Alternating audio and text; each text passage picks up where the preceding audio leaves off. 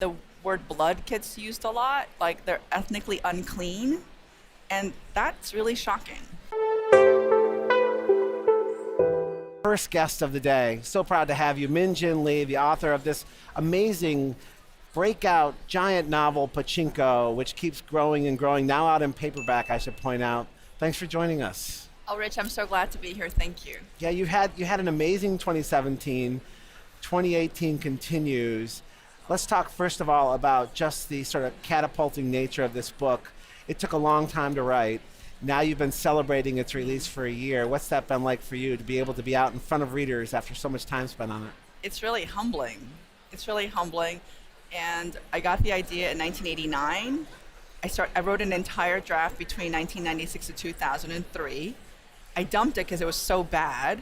I started again in 2007, and I sold it in 2016. I turned 50 this year, so I'm a really fast writer, as you know.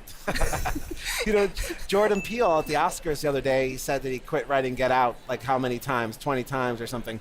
You quit writing Pachinko or stopped writing or put it on hold. It doesn't seem like it ever left you so many times. What was it about this story that you knew this was something you had to tell, you had to keep going back till you got it?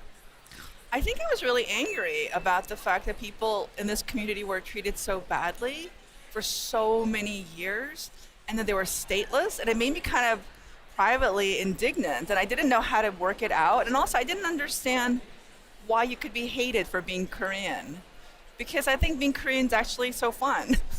Being Korean is sort of like having a moment right now, right? I mean, it Believe seems it like, or not, yeah. right? And it's the oddest thing because it is having a moment, and people have every comment on it, which is really strange to hear, like an ethnicity that was entirely ignored, and all of a sudden it's like people will ask you all these questions, like, what do you think about people eating dogs? And I'm like, oh, whoa, where did that come from?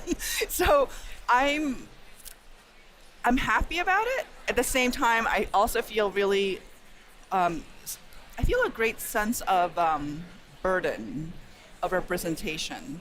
I keep trying to tell myself I'm only one person saying something about one topic, but very often people do ask you all these questions, and I feel like I want to get it right because this community in particular have been so underrepresented or misrepresented. So I do feel a sense of mission about it.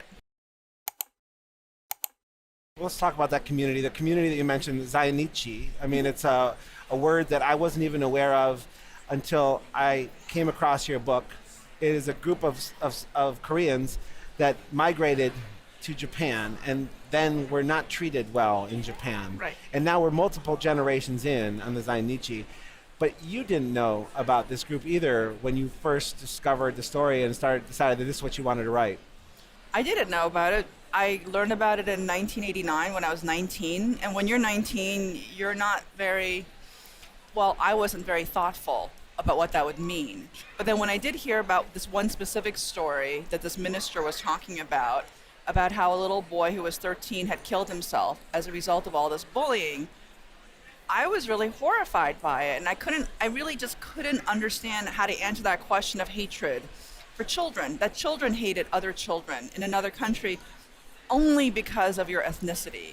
And I think I had that sort of response because in America, I had been treated so well, even though I was a foreigner in Elmhurst, Queens. And I realized that in America, not everyone is treated very well, and certainly Koreans in other parts of the country weren't treated well. However, I had this sort of really lovely experience of so many teachers and librarians sort of taking me on, and my peers, even though I was very odd, they tolerated me. And I wasn't bullied. So I think that I was trying to figure out, well, how do I answer this question? And this book is really an answer to my puzzle of hatred.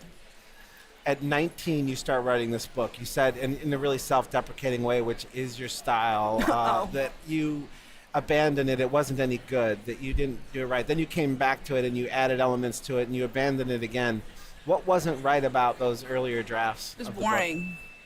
It was really boring. It was really angry.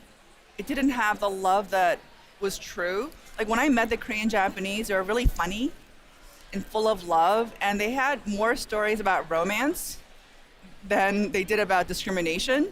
And their attitude is, we're going to play this game and we're going to be really tough. They're they're so much tougher than other Koreans I've met around the world. And I think it's because it just keeps, it's a relentless hatred. And even today in 2018, the Korean Japanese are seen as criminal, suspect, unhygienic.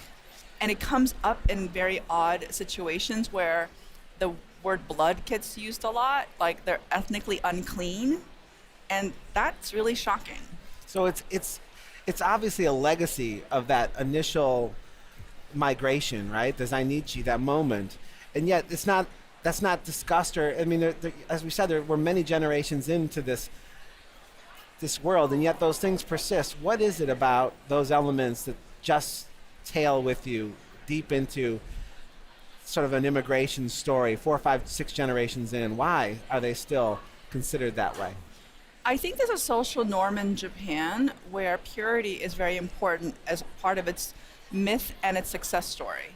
So I don't think it's ever going to change. So if you are Chinese or Korean and you are post-colonial legacy and you happen to be on the property of Japan, no matter what you do, they will never see you as Japanese. In the same way, I've met people who are half Japanese ethnically, and they're not seen as Japanese. So this idea of being Japanese, no matter your legal status or your, let's say, blood status and part, like let's say you're a quarter Japanese like my son or half Japanese like my husband, you are not seen as Japanese. Being Japanese supposedly means 100% by blood Japanese.